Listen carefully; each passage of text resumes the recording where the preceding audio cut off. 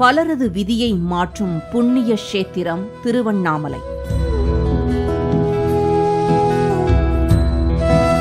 உலகம் முழுவதும் இருந்து எத்தனையோ சித்தர்கள், யோகிகள், ஞானிகள், முனிவர்கள், மகான்கள் எல்லாம் இங்கு வந்து தவம் இருந்து இங்கேயே ஜோதியில் கலந்து ஜீவசமாதியும் அடைந்துள்ளனர்.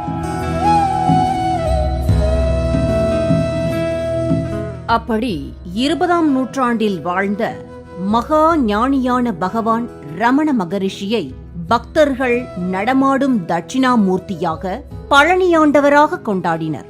அவரை கண்டாலே போதும், நோய், கடன், கஷ்டம், மனக்கவலைகள், குடும்ப பிரச்சனைகள், கிரகதோஷங்கள் எல்லாம் தீரும் அதிசயம் நடந்துள்ளது. அதனால் வாழும் சித்தர் என்று உலகமே அவரை தரிசிக்க ஓடோடி வந்தது. For more information, watch the full video, link in description.